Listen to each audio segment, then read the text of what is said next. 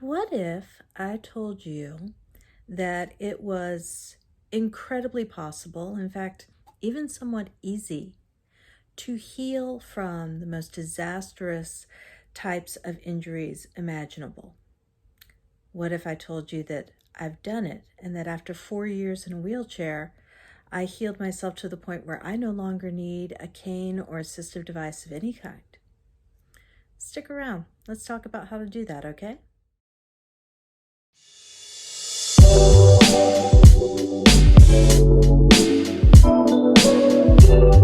I'm Marna, and thank you for joining me.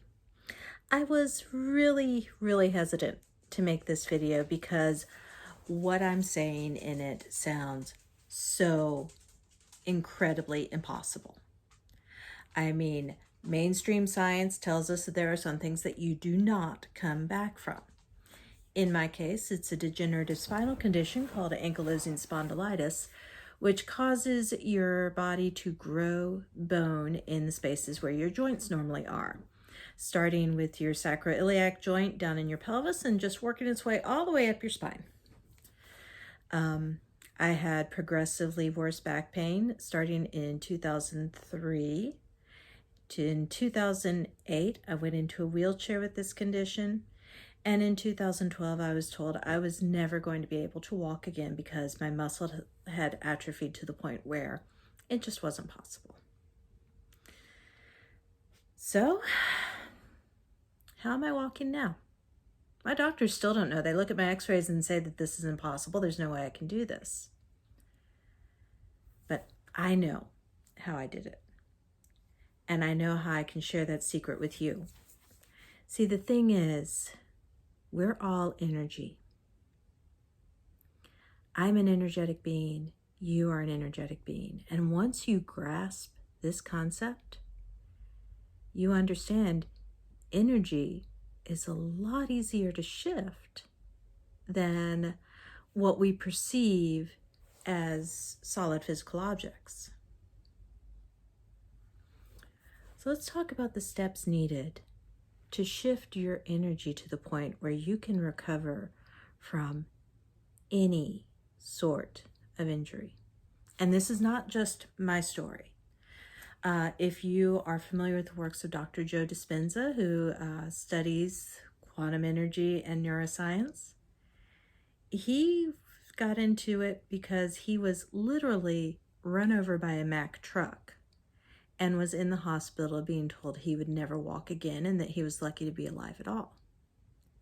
So he took these same quantum energy principles that I've learned and applied them to his healing.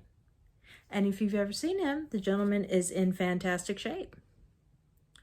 I'm not going to say I'm in fantastic shape because, well, I'm still work in progress. But I am walking. And 9 years after being told I would never walk again, I walk without a problem. In fact, I generally go out for at least a couple of miles whenever I get a chance. This is why I like going to the beach so much. I can walk on the sand and it stretches the ligaments of my feet and makes them stronger. So let's get the theory out of the way first. Here comes the science. When you are dealing with a quantum energy field, the only thing that limits you is what you believe you can do. That applies for manifestation and it applies for healing the body.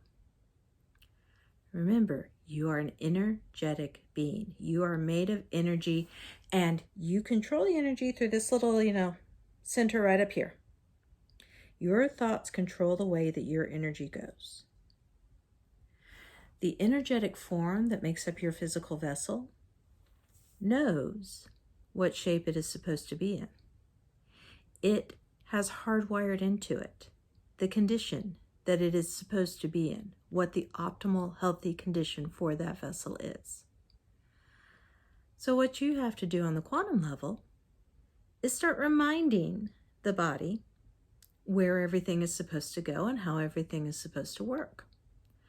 Once you have done that, then the body does the healing all on its own. It's rather like once you put a Band-Aid over a wound, You don't think about how the wound is healing. You just trust that it is. The same goes for any other system in your body. You don't think about how the healing is happening. You don't have to sit there and visualize the structures of the nerves and the neurons and the way it all interconnects. You tell the body to get back into its optimal shape, and you trust it to do so. Now, I'm going to be very honest. It hurts because you're rearranging things. It takes work because you have to rebuild your own strength and endurance. But 90% of the work is done up here. And if you're bedridden like I was, you've got a lot of time for doing the upstairs work, don't you? So let's break this process down. Step number 1, you have to believe that this is going to work. You have to believe this to the core of your being. And trust me, if you're desperate enough, if you've had that proclamation, if you've been told you're terminal, I was told I would not live past 2019, and here I am. When you have had your doctors tell you you are dying, when you have had your doctors tell you you will never walk again, when you have been given those proclamations of doom, you'll figure out pretty quickly how to believe and how to believe hard. Because one way or the other, someone's going to be right. It's either going to be you or it's going to be the doctor. And it's entirely up to you who that someone is. Because if you believe that the doctors are right, the doctors will be right. If you believe that you can beat this, whatever it is, you will be right. But you must believe it to the very core of your being. You must believe it before you see any clue of it actually happening. Then you have to figure out what work needs to be done. Because yes, you're doing an energetic shift to create this end result. You still have to rebuild the damaged vessel as well. In my case, the doctor said that the muscles had atrophied in my legs. I could not walk because the muscles were not strong enough to support me. So every day, I went out to the nearest large body of water, which happened to be the ocean, in September, off the mid-Atlantic coast, so it was kind of chilly.